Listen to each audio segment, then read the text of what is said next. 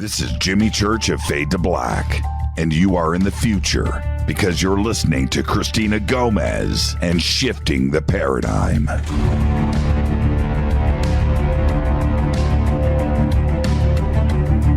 Howdy, folks. This is Lou Elizondo, and you are listening to my very good friend Cristina Gomez on Shifting the Paradigm.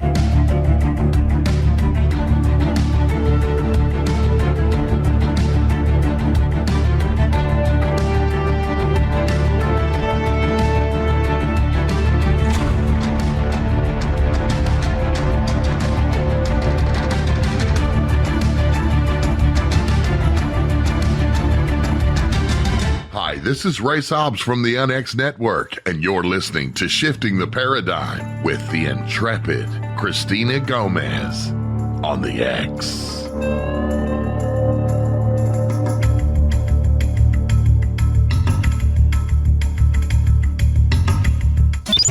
You're listening to the UnX Network, KUNX-DB, Kansas City, Missouri. Welcome to Shifting the Paradigm. I'm Cristina Gomez on the Paradigm Shifts channel and on the X, the new mainstream KUNX digital broadcasting talk radio.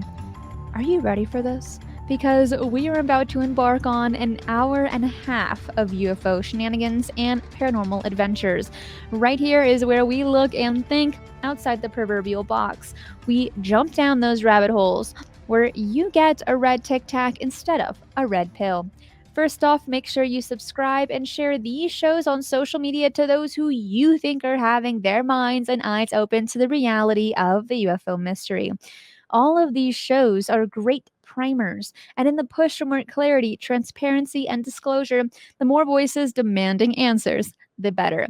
For those listening on KUNX Talk Radio and affiliates, I have 2 other shows each week that only air on my YouTube channel.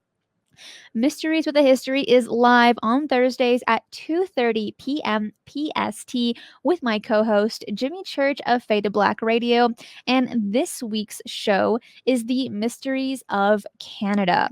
On Friday at 3 p.m. PST, the live show Strange Paradigms is where I cover all the strange weekly news and mysterious headlines from around the world. So definitely check out my website at strangeparadigms.com for all show archives, more information, and direct video links to my channel.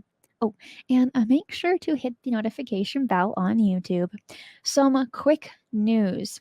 Russia's space agency announced Monday that Valery Polyakov, the Soviet cosmonaut who set the record for the longest single stay in space, has died at age 80. Polyakov's record of 437 days in space began January 8, 1994, when he and 2 others blasted off on a 2-day flight to the Soviet space station Mir. While aboard Mir, he orbited the Earth more than 7,000 times before returning March 22, 1995. Upon landing, he declined to be carried out of the Soyuz capsule, as is common practice to allow readjustment to the pull of gravity. He was helped to climb out himself, and he walked to a nearby transport vehicle. He had trained as a physician and wanted to demonstrate that the human body could endure extended periods in space. It is with pioneers like him that push the boundaries of the body and the boundaries of humanity. We are aware that extended periods of time in space affect the body with muscle and bone deterioration and even eyesight failure. While outer space may seem like an incredible place to visit, It has its consequences, but it also has its beauties. If we don't destroy ourselves, we will be exploring space like no other, as we are a spacefaring species, and one that needs to constantly expand, explore, and even conquer. The future seems bright in terms of space traveling technologies, and I am looking forward to the day that people step foot on Mars and even Europa. Now, let me talk about my guest. Tom Dongo is a longtime resident of Sedona, Arizona. He is recognized as a leading researcher on UFOs, paranormal occurrences, and remote viewing. He studied at the Berkeley International Psychic Institute in Santa Cruz, California, and has spent the last 30 years in the greater Sedona, Arizona area, which is known as one of the prime UFO hotspots of the world. Hey, Tom, welcome to Shifting the Paradigm. Thank you for being here. How are you? Well, I'm doing just great. It's my pleasure to be on your show. Thank you. For my younger viewers and listeners that may not be familiar with you and your work, can you tell us a little bit about yourself? How did you get into all of this? Well, it's I'm 77 years old. I know I look about 38 when I'm 77. But I've been doing this all for about 40 years now, and I can literally talk on any paranormal subject that you can think of with authority. So, and I'm very used to dealing with beginners, and so or people that really don't have any experience with this stuff. And there's a vast amount of people now that are taking interest in the paranormal, serious interest. And the little green men jokes are all gone now. You never hear the jokes anymore about UFOs and extraterrestrials. I was born with a remote viewing ability, a master level remote viewing ability, and I've been with Maureen St. Germain. We've been teaching it. We had our last class was people all over the world. The phenomenal success. I teach Maureen calls it the Tom Dongo technique, and she teaches the military technique. So it's a great combination. We had a lot of fun. And we had about I'd say 8 or 9 people that turned into really good remote viewers. So it's That's unbelievable. I know that you've done extensive research and classes on remote viewing, but you've also done a lot of research on Sedona, which is in Arizona, and it's your home base, and where you have conducted many years of research into UFOs and other paranormal phenomena. So, what is it, in your opinion, about Sedona that makes it such a hot spot for everything strange and mysterious? I've been at this. I live in Cottonwood now, which is 18 miles from Sedona. But I spent 32 years in Sedona. I moved to Sedona during the harmonic convergence in 1987, and I knew Jose Aguilas. He started the whole thing. I met him a few times. A good guy. Yeah. So I don't know. I really don't. We have bases here. They're U.S. military and extraterrestrial bases, and some of them I think are actually combined. We've there's been so many stories, and one of the things that my motto is I hunt them on their turf. I mean, I and I do. Now that I'm older, I don't. I don't get out there anymore, but there are some people that are active researchers around here, very active. They're in their 40s, so they got the energy to do it. So they're carrying on. They've read my books. They know me, and I know them, and they're out there a lot. 2 or 3 times a week, some of them. So even though I don't see it, I personally, but I see the evidence. So it's still going on. And what's here, I don't really know. I think it has something to do with the magnetism. the red rocks up here, the famous red rocks in this area in Sedona, are iron oxides, rust. So it's magnetic. And I think it has something to do with that. But other than that, I really don't know. But I can tell stories for a week about the strange things that happen here. And I've never been hurt in any way. And when I wrote Merging Dimensions, and Linda Bradshaw, who was my partner at the time on the Bradshaw Ranch, she wrote a book too. So there have been 3 books now written about Sedona and the Bradshaw Ranch.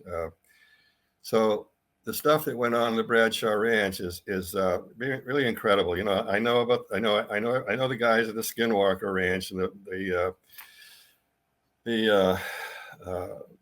the Stardust and the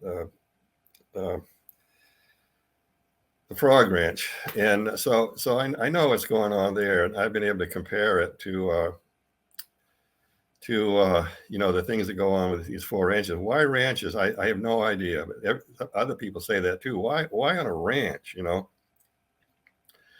I met it was about a month ago. I met Brandon Fugel. He owns Skinwalker Ranch. We had an interesting conversation. It was here in Cottonwood, so we're good friends, I think, and it's an enormous mystery, and I can being a remote viewer, I can probe things from a distance. I've been tested on this a zillion times, and I proved that I can do it, and I scanned the Skinwalker Ranch, and there's some strange stuff going on there. It's kind of scary. So what is it? That's the thing. What is it? We need to know what this stuff is. I mean, we're here, we're in amongst it, and we need to get used to this, the strange stuff, the paranormal stuff. Absolutely. And with Sedona being such a hot spot, are these things ongoing? I mean, are UFO sightings and other paranormal phenomena still occurring currently, or is it getting even more intense there? Well, it changes. It seems like it changes every year. But these guys that are out all the time, and the tour guides that do, they do tours, UFO tours. I know them all, and they tell me the really good stuff. In fact, one guy, John Polk, got an incredible UFO video just off the Bradshaw Ranch. I mean, it really is amazing. I've seen a million videos and photographs of paranormal stuff, UFOs and whatnot, and it's an amazing. I can't describe it, but it's amongst all UFO videos and whatnot. This is tops. It's really something. It was just off the ranch. It was probably about 10 or 11 o'clock at night, and the UFO was glowing and all that. But the activity around here changes. Seems like it's gone through 4 or 5 changes over the last 30 years, and but it's still going on. And there were about 10 when I started here. This area. Do you think it's cyclical? The intensity of UFO sightings? No, it's not. It's not. It's never repetitious. It's always different. It's not a cyclical thing at all. But it's been fascinating to watch it. And for instance, Jeremy, one of my friends, found and photographed. I don't have the photographs. Probably some of the stuff I shouldn't use, but there's an installation just off the Bradshaw Ranch. I saw the photographs. It's for real. And these are, Jeremy went to an expert, government knows stuff, and the guy said, this is all U.S. military stuff. This is the top level, super expensive stuff. And one camera's pointed straight up, and the other one's pointed straight at the Bradshaw Ranch, and there's razor wire around it with all the technological stuff that's there, whatever it is. I have no idea, but he said that it's aimed at the Bradshaw Ranch, and so it's still ongoing. The interesting thing is the University of Northern Arizona the government owns the Bradshaw Ranch now. They've had it for about 10 years. It's in complete ruin. The buildings are falling down. The windows are smashed. The doors are, out open. There's graffiti on the walls, and the bushes are hip high. The grass and all that. So but the strange stuff is still going on. In the University of Northern California, I think about 10 years ago, they were going to develop it. They were going to bulldoze all the houses and build a dormitory. And they haven't done anything with it except it's basically for native Arizona research on the plants that grow here. They want to, whatever they want to do, but that's the whole idea of it, is researching Arizona biological stuff, bushes and whatnot. So anyway, but they've cultivated what I call the old apple orchard, and the apples never grew down there, but they put an orchard in, and they plowed all that down and then cultivated it, and so that's still there. That's all still there, and there's an 8-foot chicken wire fence that goes all around it, but they haven't done anything with it. I think they read my books and it scared them to death. Now that is very odd, and you're one of the very few researchers that were able to go onto the Bradshaw Ranch property during the early days of mysterious events going on there, and you were able to interview the Bradshaw family and write the book called Merging Dimensions, co-authored with Miss Linda Bradshaw, that was published in 1995. Can you go into detail on what exactly was going on there and the results of your research?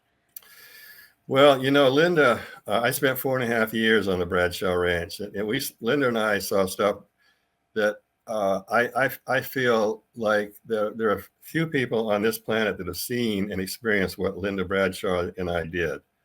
I say that with honesty. I'm even comparing that with the Skinwalker Ranch and the Blind Frog Ranch. So, I know all about all this stuff. And, I spent probably 2 or 3 nights a week at the Bradshaw Ranch. And when I first came to Sedona, I was just getting fascinated with paranormal stuff, UFOs and aliens and all that. So, excuse me. I didn't know anything about the Bradshaws. I didn't know them. The ranch is by itself in the national forest. It's all by itself. It's 90 acres. It's 6 miles from Sedona on half paved, half dirt roads. So anyway, back about 30 years ago, I got a letter from Linda, and she said there's some very strange stuff going on out here. Naturally, I was instantly thrilled at that idea, and she gave me some photographs, and they were orbs. The first orbs. So she said, could you please come out to the ranch and investigate some of this stuff? And I said, sure. So I went out there and so she showed me the photographs. And incidentally, Linda Bradshaw and Linda Crystal in New York, they're both passed on now. They're both gone. They both at the same time discovered orbs. And orbs are not dust, and they're not snow or rain. Anyway, went from Linda Bradshaw and the Bradshaw Ranch and Linda Crystal in Pine Bush, New York. It spread all around the world within months. Why, I have no idea, but Linda, the two Lindas started the whole thing. And so anyway, I went down there, and what we would do, this was before digital, so we had all of us had very little money at that time. So all we had were binoculars and 35 millimeter cameras, film cameras. So what we would do is we would walk around at night and just take flash pictures, random flash pictures in any direction, up, down, straight ahead, behind. I used to hold the camera behind me in case something behind me was walking. And the photographs that we got have been got to be world famous. Only Art Bell had a better collection than I did, better collection than I did back in those days, Art Bell. And so Bob Bradshaw he was on national TV. He was on Paranormal Borderline. He came out. Bob was an old redneck Arizona cowboy. The full cowboy duds, the hat, the boots, and all that. So he went out and he was on national television with this. And he went out one day about 2:00 in the afternoon, and all these shiny spheres were coming over the ridge into the apple orchard, and then a disc, about a 30-foot disc, was followed and they landed in the apple orchard. So that was enough for Bob. He was he didn't believe in UFOs and that stuff before that, but he did that night. And he wouldn't. The next 4.5 years, Bob would not come out of the house. Linda would go in and say, "Bob, you've got to come out and see this. I mean, you've got to." And he wouldn't. He'd stay in the house and watch TV. Well, Linda and I were out there, chasing this stuff and photographing it. And incidentally, Linda and I had a pact one night. We knew it was going to end suddenly, but we had we're gonna chase this stuff. If we get killed doing it, we had a pact that we're going to push it as hard as we could, because we knew it was going to end suddenly, and they always do. I was working with Chris O'Brien in the San Luis Valley at the time, and the stuff that was going on in the San Luis Valley in Colorado and the Bradshaw Ranch in Sedona was unbelievable. So, Absolutely. Tom, when you first met the Bradshaw family, did you believe their stories? I mean, Linda had mentioned that she saw orbs, Bigfoot, a bipedal 5-foot lizard, and even UFOs. Mm-hmm. What was going through your mind when you heard this? Well, I was in the snow ski business for about 25 years. I had a ski shop in Boulder, Colorado. I had one in Reno on Moana Lane, and what got me into all of this stuff? We'd go out for lunch, and I was a distance runner at that time, marathons, the whole deal. And we'd go out I'd take an hour and go out for a walk somewhere. So I was out walking one day on Moana Lane in Reno, and a giant pair of hands grabbed me. Sounds crazy, but there's been a lot of people have had this experience.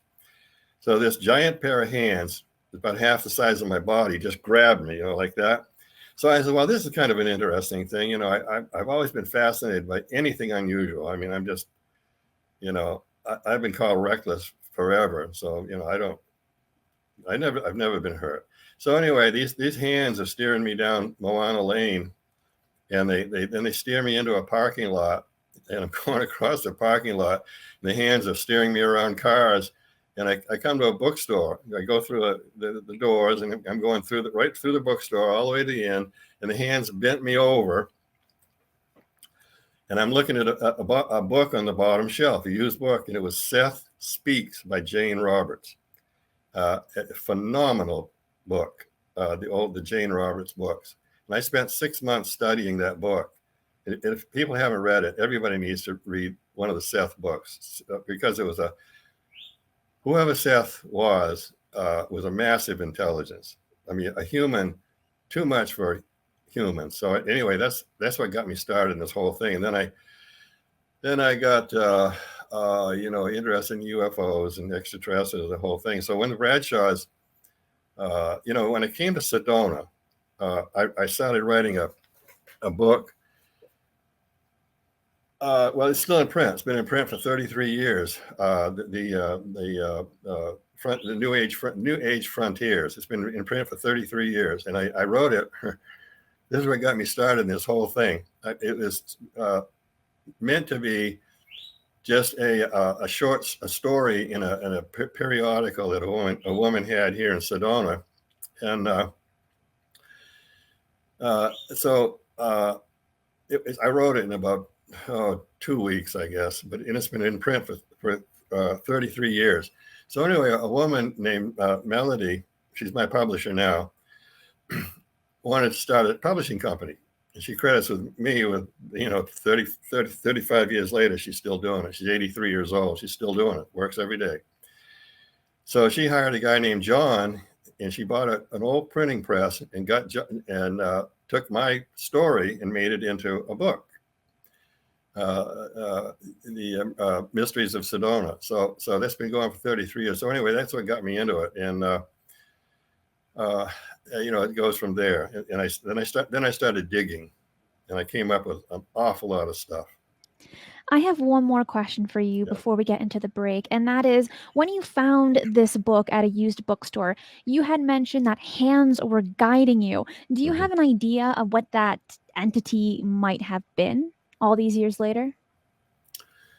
The older I get, we're in a some kind of a reality here that, I know almost all over my course of my research, the best of the best researchers in the world.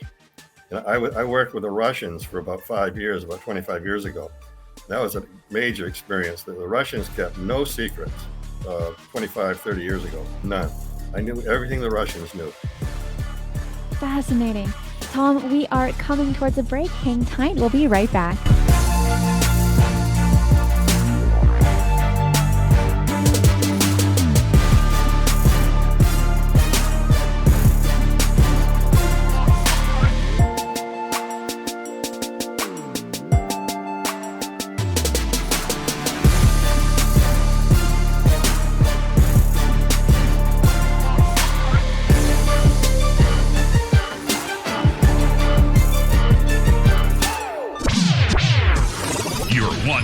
Gigawatt paranormal powerhouse, KUNX-DB, The X.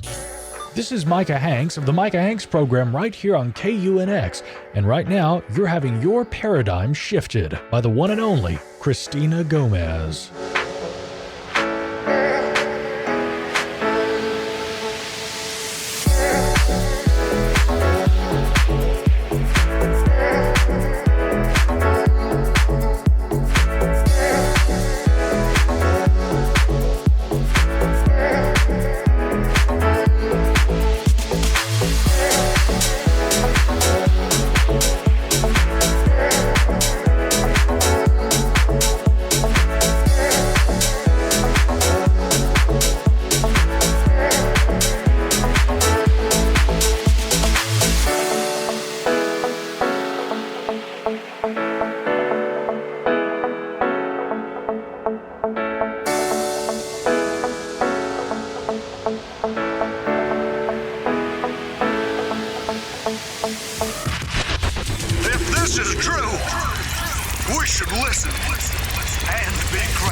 Your new source for alternative talk radio on the internet.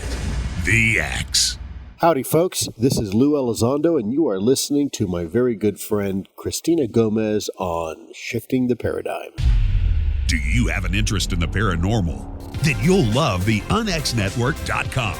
The X is your streaming audio and video for everything supernatural, strange, and mysterious, like UFOs, Bigfoot, ghosts, and so much more. From hosts like Jimmy Church, Whitley Strieber, Micah Hanks, and Cristina Gomez. Visit the unxnetwork.com show page for a complete list of all the paranormal programs you'll find on the X. Be sure to follow us on Twitter for updates at KUNXDB. Follow our Facebook group, UNX Network.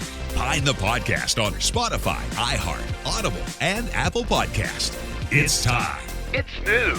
It's the X. So, you love talk radio? Then you'll love TalkStreamLive.com. TalkStream Live is always on, 24/7 with the best streaming talk shows. Find your favorite talkers and discover some new ones. It's free, readily available online or on mobile with any smartphone or tablet. Finding your favorite talk shows all in one place has gotten a whole lot easier. Just go to TalkStreamLive.com. Be sure to download the free apps from Google Play or the iTunes App Store. Explaining the unexplained. The new UNXNetwork.com. Hi. This is Race Hobbs, head of programming at the new UNX Network, and you're locked on Shifting the Paradigm with the intrepid Cristina Gomez on the X.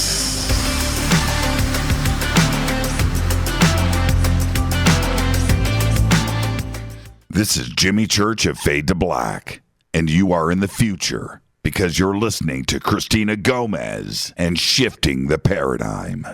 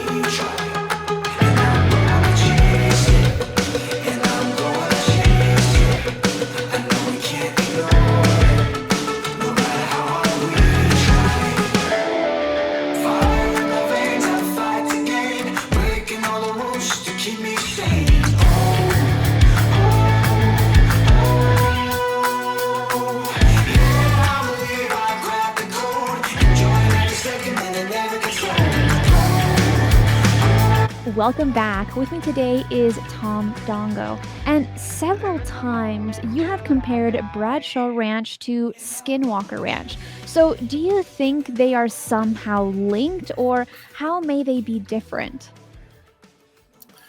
Well, you know what I've always said was that the Skinwalker Ranch stuff is just scary, probably dangerous.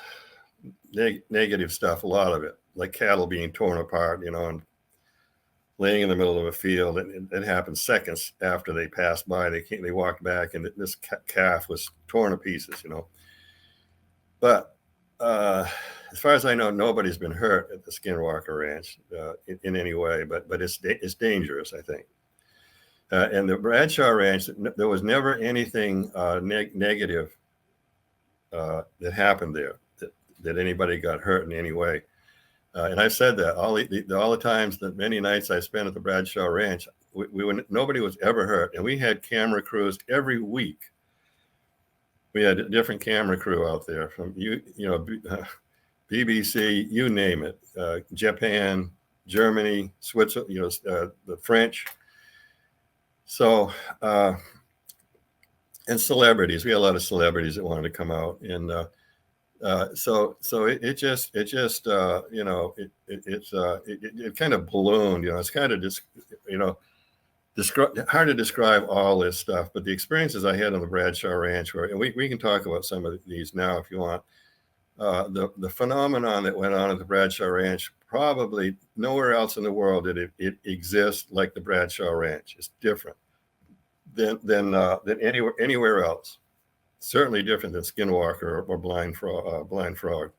It would seem to me that both the Skinwalker Ranch and the Bradshaw Ranch are hotspots for actual portals or wormholes, with them being witnessed appearing on the Utah Ranch. What are your thoughts on this? Well, the whole deal about the Bradshaw Ranch, there was a portal there, and it was about 50 feet from the ranch house and 20 feet in the air. And Linda was far more sensitive to this stuff than I was, but it was like, sometimes it was like standing in Times Square. Beings or creatures would come through that portal, and you could feel them moving around. You could smell them, and sometimes sometimes it was like smell of like roses or burning tar and sulfur. I've got some interesting stories I could tell about that, but we never got hurt. Never. So anyway, but Linda was far more sensitive to that stuff than I was. And, I spent a long time studying at the Berkeley Psychic Institute. So I learned a lot of stuff about psychics and learned the abilities that I have. So, I try to use those abilities to probe some of this stuff, scan it. And it's a mystery. And I know most of the world's experts. If I don't know them now, I know them in the past. Nobody knows what's going on. Nobody. I mean, there's all sorts of opinions and ideas, but some of the stuff I see on the internet is just flat out BS. I mean, it's people giving opinions that are leading other people astray because they really don't know what they're talking about. So, I mean, it bothers me a little bit. There's nothing I can do about it, but it does. There should be more truth. There should be more truth. I completely agree with you. In this field, there are no experts. There are people that are knowledgeable in the field, but Yeah. it's impossible to be an expert because it's so shrouded in mystery and secrets and so many questions that no one has all the answers. Now, Sedona is known for energetic geographical areas called Sedona vortexes. What can you share with us about these mysterious zones? Well, there's only, I think, 4 or 5, but I the first 2 years I was in Sedona, I did vortex tours. That's how I made my living. So I've had a lot of experience with, and this is back in the days when Sedona was, everybody knew everybody in Sedona. Now you can go somewhere where there's 200 people and maybe know one person, but back in those days, everybody knew everybody. So it was just smaller and quieter and, more peaceful. And so I got to study. There were no crowds. You could park anywhere. Now there's parking for 200 or 300. I'm not demeaning Sedona so much, but it's the way it is. But you could park anywhere, and the pressures and the simplicity was nice then. It really was. So anyway, I got to be able to study people, and I took hundreds and hundreds of people on these vortex tours. And incidentally, there are more than 4 or 5. There are hundreds of these vortexes, and I call them energy springs. And there's hundreds of them. There's not just these famous vortexes, but there's energy, and there's endless opinions of what these are. And I don't know, but they do affect people dramatically. Physical healings, very few, but mental healings, hundreds and hundreds. A lot of people that come to Sedona have problems. They've had problems somewhere, bad relationship, bad marriage, whatever, So I've seen people, especially women. It seems to affect women a lot more than men. I've seen women walk into a vortex and start shaking, and they say, "I can't stop." Well, I said, well, you're standing right in the middle of the vortex. It's, some of them are pretty narrow, 3 or 4 feet across. The airport vortex is really, really narrow. It's on the two little hills there. It's right at the top, both the vortexes. And the airport vortex is very strong. It still is, even with, 500 people a day going there. But you go back in the canyons, way back in the canyons, there are many, many more. I had a medical doctor that used to hire me about every month and take me to a different energy spot back in the canyons. And he'd been all over the world studying these things. And he said that the one I took him to in Long Canyon was the most powerful he'd ever felt anywhere in the world, Egypt, anywhere. So they're real. Whatever they really are, they're real, and they do affect people. But like I say, I've only seen like 1 or 2 physical healings, but mental healings, hundreds. So, how would you find a vortex? What are the characteristics that stand out to you other than walking into one and feeling the effects? Well, most people are very sensitive to energies, and you back in the canyons, when you walk, you'll be walking along, you'll feel something very, very different. An energy, and like I say, some people are extremely sensitive. This medical doctor was, and so chances are you're in a vortex. Whatever these things really are, you're and there are many, many, many of them. So they're just stand there and enjoy it. Just bathe in it. And it's there's so many that's you can't. There are a few guides that can take somebody to a vortex, but you when you walk into an area that you feel is completely different, it's probably a vortex. Interesting. It kind of sounds just to be in the moment and feel it for yourself. Exactly. Yeah. Backtracking a little bit, back to the Bradshaw Ranch, what drew you to that location to conduct research? Did you just stumble by the location by chance, or were there stories circling around before 1992 during your investigations? Yeah, good question. Bob, I asked Bob one time, there's on the Bradshaw Ranch, it's called the Old Pueblo. It's still there. It's been there so long, nobody in Sedona knew who built it. It's a little Pueblo house. It's in good shape, still is. And Bob said nobody knows who built this thing here. It was here when Bob was there in 1949. He bought the place for $6,000. They sold it for $5 million, I guess. But what was on the Bradshaw Ranch is completely different. It's different than I've studied all these areas, and it was just different. And being there for 4.5 years, like I did, I gave a story. This is well, I'll start with this. I would usually get out of there at 1 o'clock in the morning. I was tired and hungry, and not in a great mood. And I'd have to drive all the way back into Sedona. The road was really rough. But just about at least once a week, a UFO would be waiting for me on the road somewhere. Something would happen. Something would be waiting for me. And I would this one particular one, it was the Travel Channel did a reenactment of it. It was pretty good. But anyway, on this one, I was driving out, and I've studied abductions. I've interviewed hundreds of people, abductees and contactees, alien abductions. So I got about a mile from the Bradshaw Ranch, and a big orb, 50 feet across, started pacing me in the woods. And there's a typical abduction scenario when something, a glowing orb paces you in a distance. So I said some nice choice 4-letter words that they better not try that with me. So it left. It went away. So I got, I went about another 4 miles, and I didn't see the UFO anymore. And so I got right to Doe Mesa, and I looked, and here's a disc. I mean, I could have hit it with a BB gun. It was that close. It was about 50 feet across. It had multicolored flashing lights all around it, and it was alien. It was not. We have our own UFOs. I mean, we've had them for 50 years. I mean, we've had anti-gravity for 50 years. I mean, it's just common knowledge now. So, and they're still flying,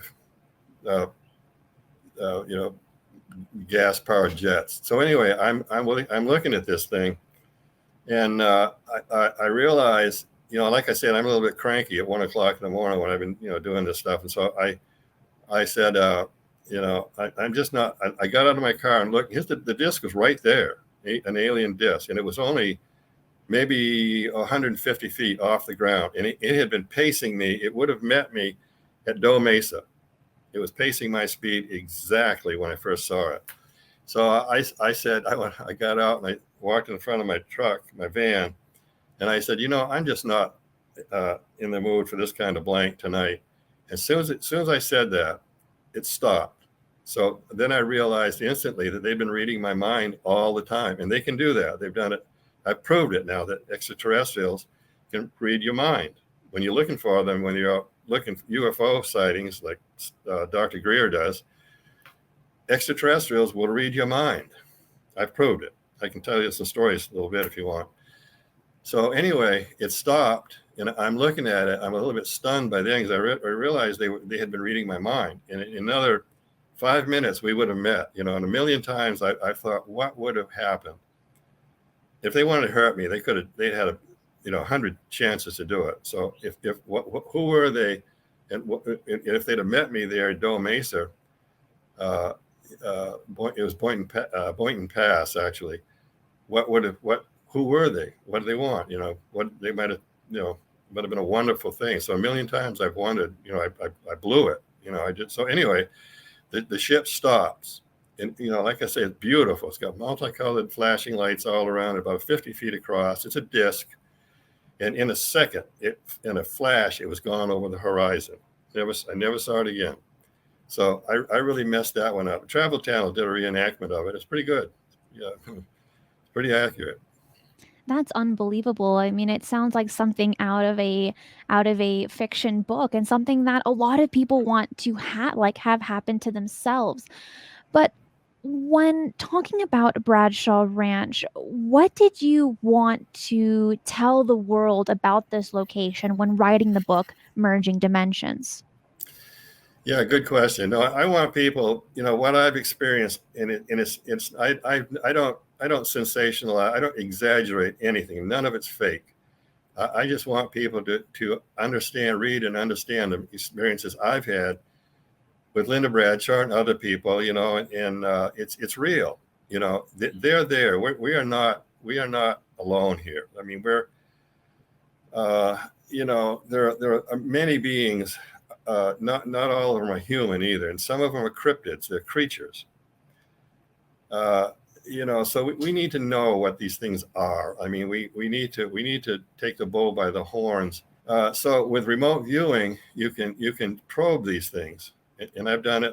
I've met extraterrestrials and and read their minds and whatnot. It sounds crazy, but anyway, I'll tell a quick story about when I was at a UFO conference about 25 years ago, and Joe McMoneagle was standing next to me, and he was the government's top remote viewer at the time.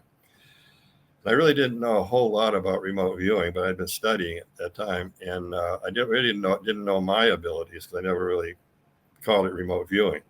So anyway, I mean, and this is true. This is all true story. I mean, some of this stuff sounds so crazy, it can't possibly be true, but it is. So Joe was talking about this. What I had been doing, I had been going out into space and visiting alien spacecrafts, and it's not hard to do it at all. So I would go out into space and look around, and there's many of us, hundreds of them in orbit around the Earth. Some of them are on trade routes, but there's a lot of them out there. So I would go up to the ship and just get a sensation. If I got a warning, stay away. You've come close enough, leave now. So you don't mess around with that. But sometimes they would feel friendly. They say, come on, you drift right through the hull of the ship, and you're floating around looking at things, and it's never crystal clear. People ask me, well, what kind of dials do they have? What kind of controls do they have? And it's kind of opaque, like a dream, a lot of that stuff. And so I was, and this happened many times. They look up and they say, "Oh, another damn human," so they could see me. So anyway, so Joe was talking about, he was, I thought, I've got to be insane going out and visiting. It's got to be an illusion. I've got to be, imagining this stuff. So anyway, Joe was telling this story about, he did go up to a ship and they warned him to stay away. He got a warning to stay away and he didn't. He went into it. So they grabbed him and put him in a cage. I mean, this is Joe McMoneagle, the government's top remote viewer, or he was one of the top of the time. So I'm going, damn, I'm not crazy then. If the government remote viewers are doing this stuff, and most of them were. Yeah, so they put Joe in a box and wouldn't let him go. Said it scared him to death. So after a while, they warned him. We said, we warned you, So they let him go, but they had him trapped and wouldn't let him go. He said it was a terrifying experience. But I mean, that's just the sort of thing that goes on around us. We need to understand it. I used to get, when I was younger, attacked constantly by critics, debunkers, skeptics, naysayers, constantly. I quit three or four times. I said, I can't take any more of this. And now I never get attacked. I'm still talking about the same stuff, so I love it. I can like we were talking earlier. I've been on. Yours is a 69th show I've been on in 3.5 years. So I've talked to about 100 million people, I figure, plus some other shows I've been on. So I talk about this stuff, and nobody. And when they have call-ins, nobody, uses four-letter words and, says that I'm a lunatic or an idiot. Nobody does. They're fascinated by this stuff, and I'm constantly fascinated. The people are so fascinated by it, and they ask me questions because I've been there. I've done it, and so I have a good time with this stuff now. And you've conducted a lot of research on these types of things. But my question for you is, have you conducted research on Bradshaw Ranch since the late 90s? Because allegedly in the early 2000s, it was quietly bought out by the government and then practically fenced off from the rest of the world. Is that true? No. Well, yes. For a while they had a guard there that would anybody that he caught anybody got caught, they'd be threatened. You want to go to jail, you want to get arrested, scare them. But now it's completely open. Everything's abandoned. I mean, I have friends out there 2 or 3 times a week. So nobody bothers. Nobody's. It's completely open now, and so but it wasn't always that way. When the University of Northern Arizona was going to build there, it was watched occasionally by guards and whatnot. But I had a Japanese film crew out there one time. I was invited by another tour guide, Sedona tour guide. And so he said, there's a Japanese film crew here that wants to interview you. So I said, okay. I got interviewed so often. It got so boring that, even big time stuff, NBC, BBC, boring, but I did it. So anyway, the Japanese film crew, they wanted to go on the ranch. And then it was a little bit dangerous to go there. And I said, make sure you guys get a good shot of this. This is U.S. government property. You will be prosecuted to the full extent of the law if you're caught here, right? So I said, you guys go ahead and film this when you show it in Tokyo. So they did. And so then there was a fence, about a 5-foot fence. So one of the Japanese guys, he had carrying $100,000 camera, and I said, well, give me a camera. I'll take it over and give it back to you when you get over here. So anyway, we're over there, and there were about 8 people in the film crew. Most of them spoke good English, but we were going by the ranch house, and it was pretty well in ruins then, and there was a noise, and my hearing has never been that great, but I said, do you guys hear that? And so they said, no, none of us do, but it's coming from the ranch house, the kitchen in the ranch house. So we got back, and I can't imitate the sound. It was a scary alien kind of a sound. And I told the guys, I think we set some kind of an alarm off. We better get out of here. So we did. We beat it back to where the cars were parked and went up on top of Bradshaw Hill. Bradshaw Hill looks right down on the ranch. And we expected, white vans or black vans come speeding down the dirt road, but nothing happened. So I don't know but that's typical. I mean, that's just, things that are still going on in the Bradshaw Ranch. I'll tell you how much time we got before another break. About 3 minutes. 3 minutes. All right.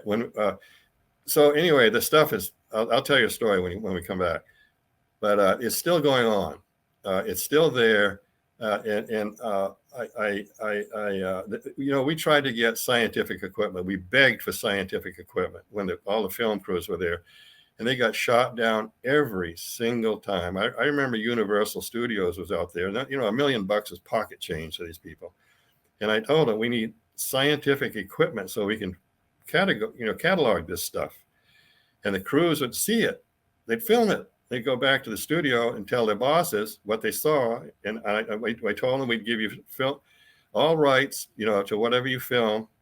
We just need equipment, cameras. If you don't trust us, leave a cameraman, for a couple of weeks or whatever, because we want to get this, prove it worked. It's for real. But they got every one of them got shot down. I mean, like somebody, it's almost like somebody in the government came and said, "Don't touch it." Real quick story. I had one of my best friends was a top NBC producer, and we were going to do a show on the Navajos, and all the Indians, Zunis, all of them, because the Indians have had incredible experiences. They don't talk about, but if they trust you, they'll tell you. So anyway, we were going to do this setup, and he was real excited about it. And I called him one day, and he was scared to death. He wouldn't even talk to me. So somebody got to him, threatened him. Why I don't know, but they didn't. Whoever it was didn't want them doing what we were doing. So, yeah, it's a strange business. It's really strange. It's fascinating. The Navajos had. It's a long story, but they had direct alien contact every night, so the Navajo police finally went there. It scared them so bad they didn't even file a report. The Navajo tribal police, they didn't even file a report. It scared them so bad. Oh my goodness, that is insane. Tom, there is another break coming. We'll be right back. Yep.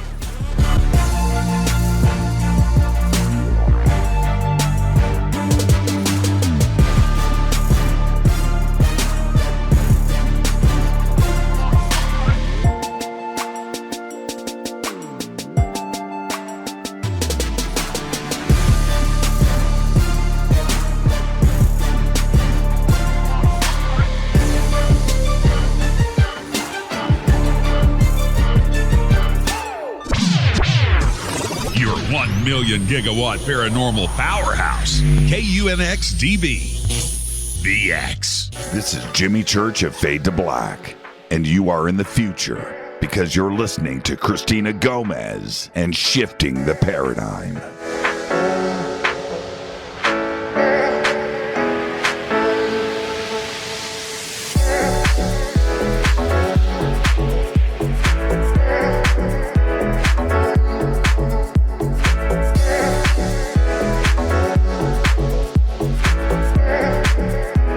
I want to thank all of you for listening to The X. But did you know you can watch live streaming video and catch your favorite video casts on the UNX Network YouTube channel? Wow, you mean I can watch the X shows anytime? That's right. Watch any show, anytime, even binge watch your favorite programs. Which shows are on the UNX Network YouTube channel? You can watch Most Haunted with Dan Terry, Entity Voices, Paranormal Evidence, Paranormally Blonde, and Unexplained Phenomena Australia, and many more. Also, be sure and catch live coverage of special events and special broadcasts from the UNX Network. That's great. I'm going to subscribe to the UNX Network channel right now. Awesome. You can find everything you need to know about the YouTube channel at unxnetwork.com. That's unxnetwork.com. It's your one-stop shop for everything unexplained. It's the new mainstream. It's the UNX Network.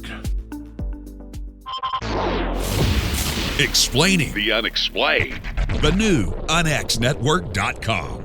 Are you ready to read about true paranormal events? UNX Media publishes nonfiction books about UFOs, ghosts and haunted places, time anomalies, cryptid creatures, and more. Just like KUNX-DB Radio, it's all about unexplained phenomena. Visit www.unxmedia.com to see our list of great book titles by Debbie Ziegelmeyer, Gene Walker, Devin Listrom, Wayne Lawrence, Bill Spicer, and yours truly, Margie Kay. That's unxmedia.com.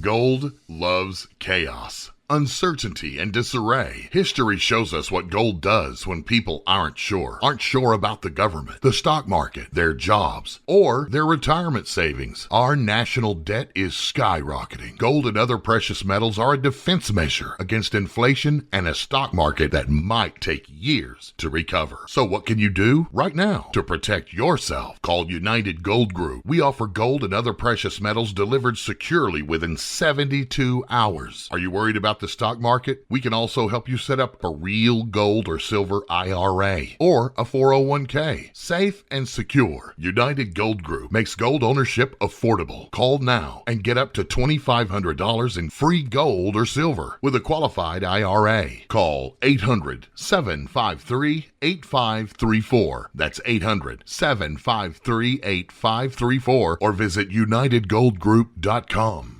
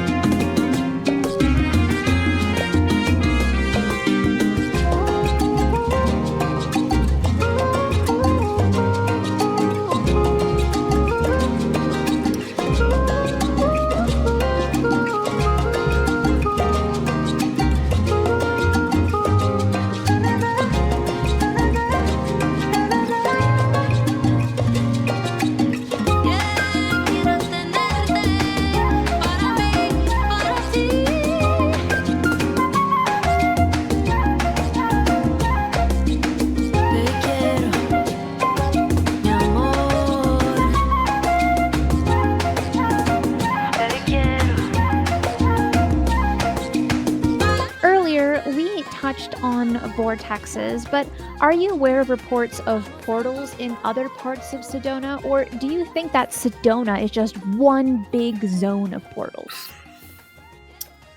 No, I'd say the Bradshaw Ranch is the only one, the only portal that I really know of. I know of hundreds of vortexes. They're in every canyon. But incidentally, the Sonawas, the Indians that were here were the Sonawas. It means, it's Spanish for without water. The Sonawas disappeared about 800 years ago, probably because of a drought or warfare. But the Sonawas built their pueblos on the power spots. They could find the power spots in the canyon. That's why they built their homes on their pueblos. Many people would live in one of these, and those were the most powerful spots we've found. Is where and there's many Sonawa ruins. The Anasazi were never here. They traded here, but the Anasazi didn't live here. Only the Sonawas and the Hohokam before that. Long story, but the Indians knew where the power spots were. So they, life was so much simpler back then. They had people that probably, could find them very easily. Seems like it. Are you, in a sense, referring to ley lines as well? No. I can see ley lines, but ley lines can be dangerous. They proved it in England. If you live in a building where the ley lines cross, chances are your health is not going to be very good. I'll tell you other interesting stories. The personal physician for Queen Elizabeth was staying with a friend of mine here in Sedona. And he was, I'm into dowsing. I'm an expert dowser. And he was ley line. He was really into ley lines. And so they said, why don't you come on over and meet him? So I did. And I said, I told him, I said, there's a ley line going right through this house, right through the kitchen. And so he got out his dowsing rods and hit it exactly. This is Queen Elizabeth's personal physician. Because they were the people I was visiting were homeopathic physicians, so he was there for that reason, homeopathic. So anyway, so we talked about ley lines, and ley lines they're everywhere, and they've plotted them in England. Most of they know exactly where they are. These specific ruins, the Stonehenge and all that, are on ley lines. Big ley lines. So ley lines are everywhere. Yes, I've heard about it, and I've done some research on ley lines, but I still at some times found it a little bit confusing. Now, Sedona is this hub for UFO sightings, paranormal encounters, and even healing properties, as you had mentioned earlier. And we've already talked about portals, but are you familiar with other locations in or around Sedona that display similar paranormal properties to the Bradshaw Ranch, such as UFOs, Bigfoot-type creatures, or other cryptids? Actually, no. No, I can say no to that. I don't know why. A lot of this stuff I don't know why. What I'm getting at is we really don't know anything. I mean, we don't. Charles Fort back in 1920, when he quit, the only thing all he had to research was with magazine cuttings and newspaper cuttings. And when he quit, he said, "We are someone's herd of cattle."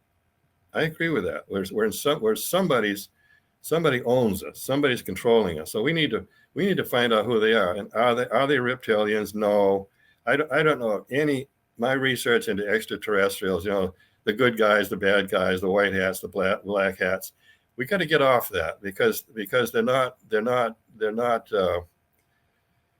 I don't think any extraterrestrial is our enemy. We have other enemies. There's things out there. I call it an awful evil, because I've been face to face with it. But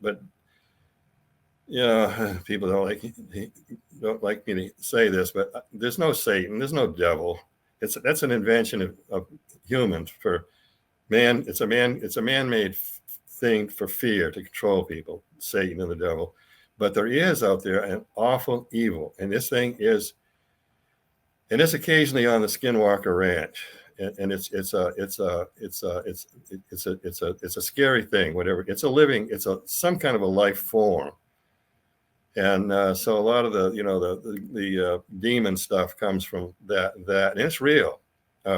If you read about the Amityville Horror in New York, that building, I probed that from a distance, and that thing was in that building. It was some bizarre stuff happened in the Amityville house, and that creature was in there. So, and it was in the basement. So I found it down in the basement. Some of these things I don't get too close to, because I don't know how dangerous they are. But there is something out there. It's a counter to our existence, and I call it an awful evil. But we need to know about it, because if we know about it, if we're aware of it, it won't affect us. It really won't. So that's one of the reasons I wish I could teach 1 million people to be remote viewers, because if you're a remote viewer, you can see it and you can deal with it, and it won't bother you. So, and the other thing is, there are no secrets. You're a really good remote viewer. There are no secrets. A lot of people don't like that. My husband this, my wife that. They don't want to know, right? So anyway, it's a strange existence we live in. Can you go into detail on that evil type of entity at Skinwalker Ranch? How did you come up with that conclusion? George Knapp is a friend of mine. We've been kind of on coast to coast. And I spoke in Vernal, Utah last year. It was a wonderful experience. Vernal was the peak of my life, Paranormal. And so anyway, George Knapp was there. And the hotel I was staying in, I woke up one morning, and I told George this and some other people, and Brandon Fugel. And I have strange psychic abilities. And I'm getting real absent in my old age. I'm getting absent-minded really bad. But so anyway, I woke up and I was looking at this thing on the ranch, and it was basically that awful evil I was talking about. It's a life form that's not like us. It's a earth-based energy life form. It really doesn't have a form, but it does have eyes of sort that it can see. So I just woke up. I was in my motel room. It was 5:30 or 6 o'clock in the morning. If I could get that thing to look at me, I could talk to it. And it was that awful evil sort of a thing it's the main energy, I think, at Skinwalker Ranch. And so I talked to it. I telepathically talked to it. And I would not want to deal with those guys, those guys that deal with that stuff out there all the time. That's a tough row to hoe. It really is, dealing with that kind of an energy. And there's other things there too that, the wolf that the guy shot, the high-powered rifle, and it didn't phase it at all. The giant wolf. Yeah. So this thing, if I talked to it, and then I told George I could, and they didn't think I was nuts. They said they just, and Brandon Fugel, same thing. They just took it as, something I experienced, and they wanted to know about it because maybe, just maybe, I'm right. A lot of times these stuff I've done, this crazy stuff I've done, it turned out to be real, true. It proved itself to be true. So anyway, I thought that I was afraid they were going to ask me to come out on the Skinwalker Ranch, but they don't let anybody, because of liability. Nobody goes out there. So anyway, I was afraid they were going to ask me to go out there because I scanned the ranch and I've seen the things that are there psychically, and I really wouldn't. Particularly now at my age, 77, I wouldn't want to deal with it. And I have in the past. This black form that, because I haven't watched TV in 12 years, so I don't watch television. So I haven't watched the Skinwalker Ranch episodes. I'd like to. I'd like to see the. When you remote viewed Skinwalker Ranch, what did you see? Well, this is one of the reasons I'm in this business, because I'm too old now. I just don't have the energy. I've got half the energy I had 10 years ago. But at one time, I would love to tackle that stuff. There's stuff on that ranch, and it's a wide range of paranormal stuff, and we need to understand it. We need to work with it. We need to know it. We need to be familiar with it and deal with it, because I think you can. For instance, I went looking when I was remote viewing one time. So I went looking for the worst of the worst extraterrestrials, and there are some bad ones. The humanoids, they're not human, they're humanoids. So I found them, and they're all thinking, let's kill him. They were really angry that I found them, but they honored me because I found them, and I confronted them, and I could see them. So they kind of had this mental. I could hear him talking back and forth, telepathy, and they said he had the courage or whatnot, or the ability to find us. So let's leave him alone, let him go. So I did. So I oh boy, some other stuff shouldn't talk about probably, but if we're familiar with it, there's a protection in that, because if we have our heads in the sand like most people do, that are totally vulnerable to some of this stuff, it's we need to understand it better. We really do. In this case, ignorance is definitely not bliss. But exactly. To just backtrack a little bit, when you were remote viewing Skinwalker Ranch, what did you see? Did you see these evil aliens there, or what did you encounter? Yeah, I did. The thing of it is, there was one story where some guy went out, a psychic or whatever. He went out and these might be two different stories, but at any rate, a portal opened and a creature came out of it. So I was what I can do. When something happens, whatever it is, leaves a trail, an energy trail. If you're being remote viewed, you can follow the energy trail back. I was taught to do this at the Berkeley Psychic Institute. But see, these things always leave an energy trail. It's like kind of like a long rope or something, an energy rope.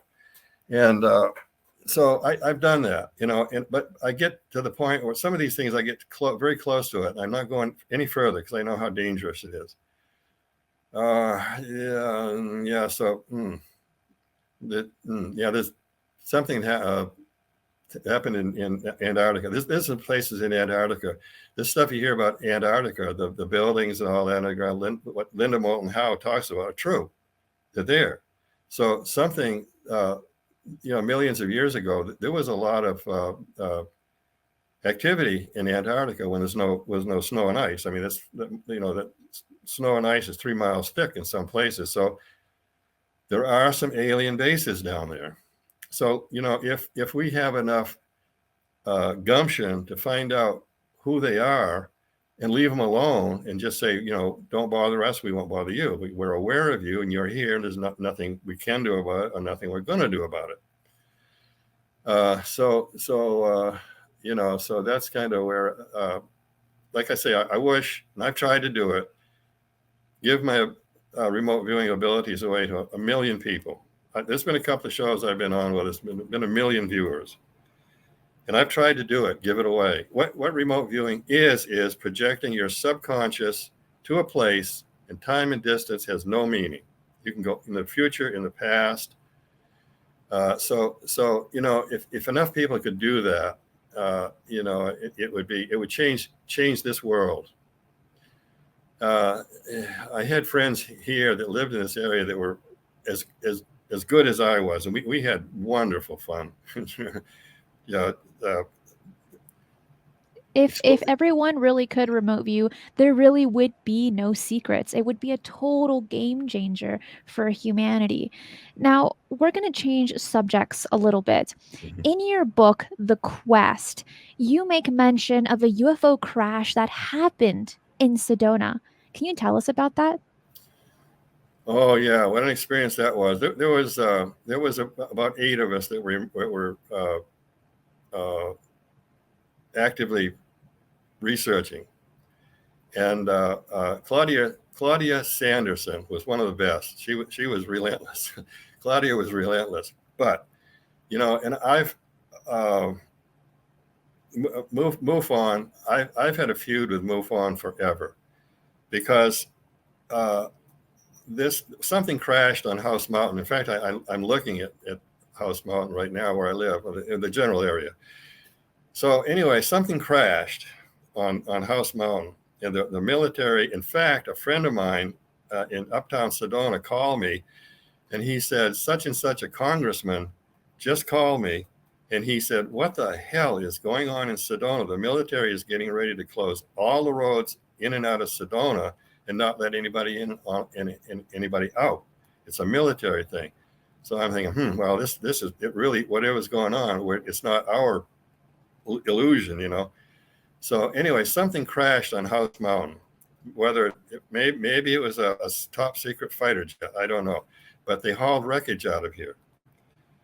And the military attack helicopters were flying treetop level here, 7 or 8 in a line, loaded with missiles. So what were they after? What did they know? The military knows tons of stuff they won't tell us. So anyway, and Claudia was on the other side of House Mountain. She said there are 14 attack helicopters on the ground, idling. The rotors are gone. She counted 14 attack helicopters, Apaches or whatever. And so that's when we kind of triangulated it. It was House Mountain. House Mountain was it's a big mountain. It's an old volcano, halfway between Sedona and Cottonwood. And so anyway, I followed a big flatbed truck, and it had a tarpaulin over it. There was stuff. It was wreckage on it. I mean, you could clearly tell it was wreckage by the way things were pointed, sticking up, and the cover.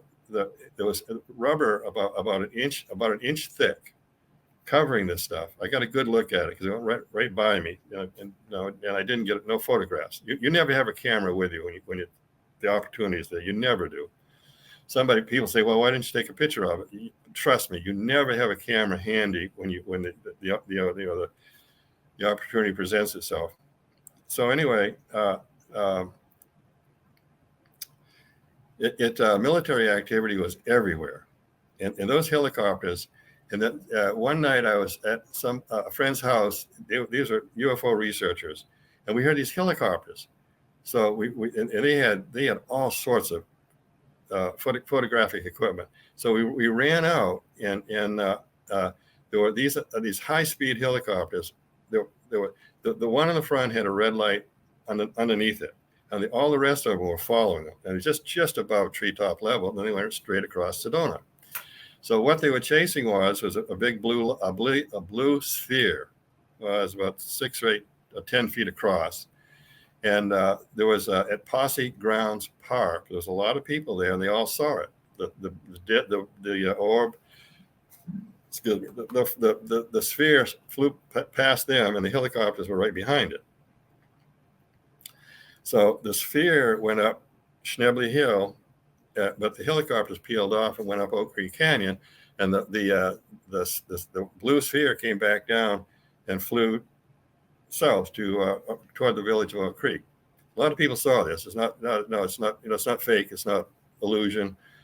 So I know there's a lot of alien activity out here, but nobody knows what it is. But it's and we have bases here. There actually 30 years ago there were active police. That was their job. UFO researchers. And one friend of mine, he was at CIA, a retired CIA agent. He was with us.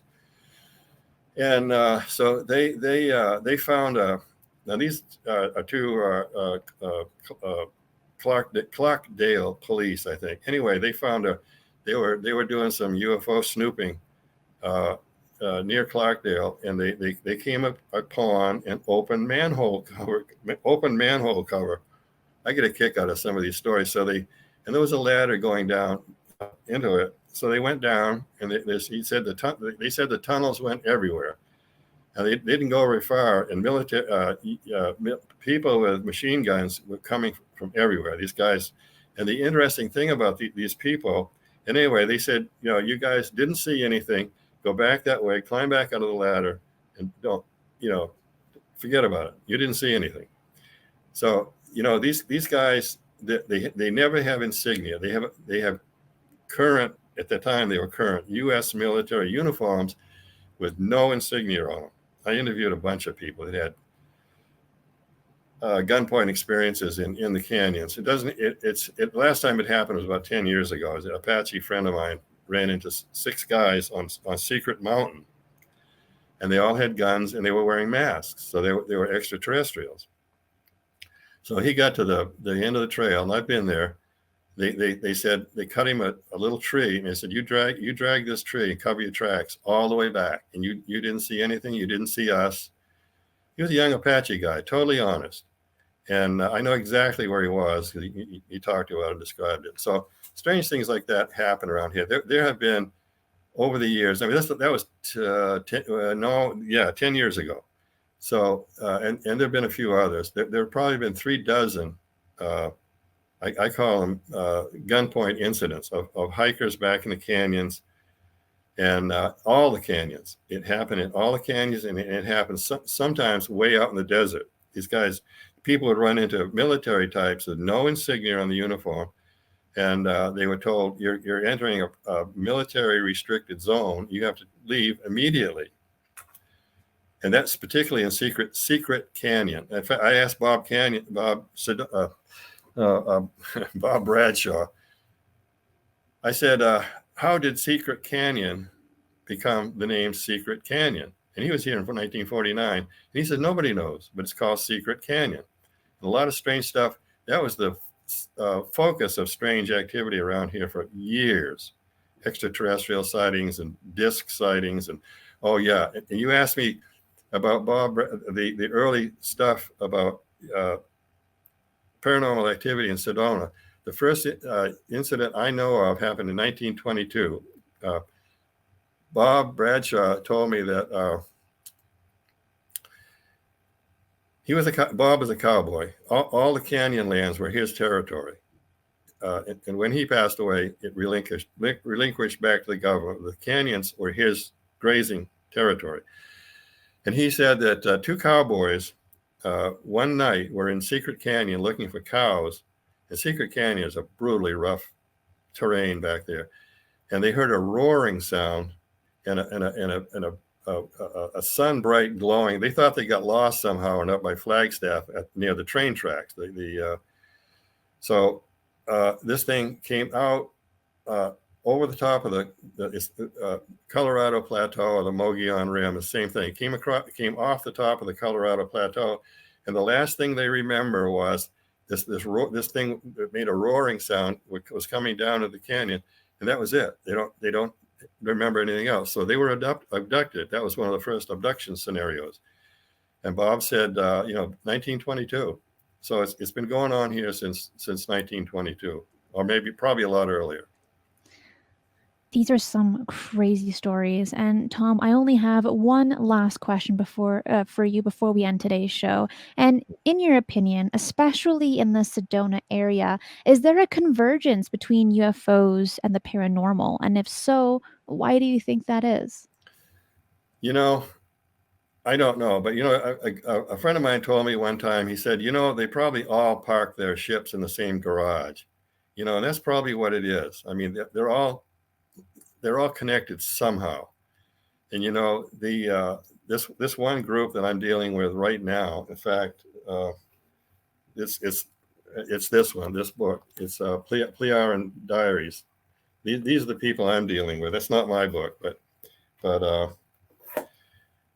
I've talked to them telepathically and remote viewing. It's a long story, but they're real. And they're all connected somehow. I mean, these people that I talk to, they say we're 5,000 years ahead of you humans. And I've talked to them about this, and I've had some disagreements with them. Openly, I can talk to them back and forth. Like I can talk to the captain of the ship.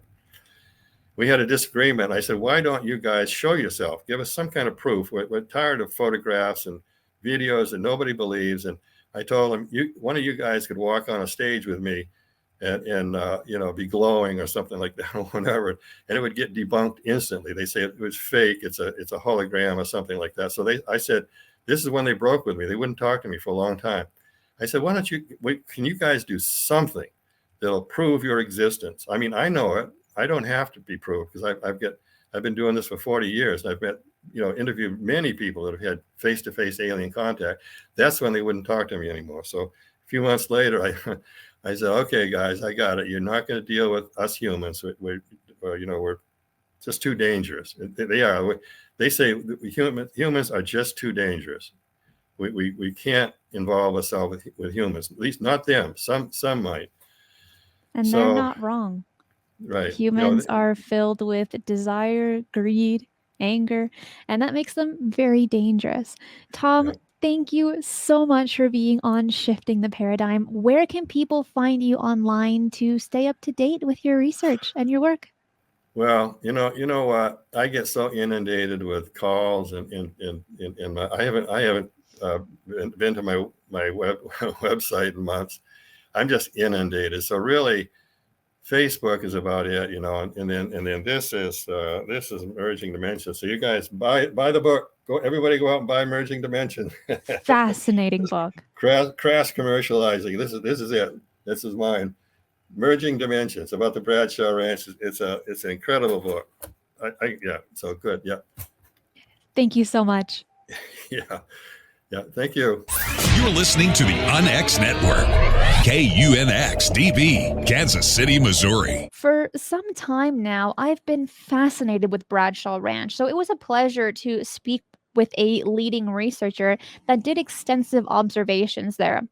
All of Tom Dongo's social media links and links to purchase his books are in the description box below. Check out my website at strangeparadigms.com to catch all of these show archives in podcast and video format, along with guest appearances and all of my social media links, such as Discord, TikTok, Instagram, Facebook, and more. Follow me on Twitter at eyes_on_the_skies to catch all of my updates and news. I want to wish you all a wonderful week. Please like this video or podcast on your platform of choice and share it with those who have the same interest. Subscribe if you haven't already, because there's a lot more great shows coming to you soon. Be safe, and remember, keep your eyes on the skies.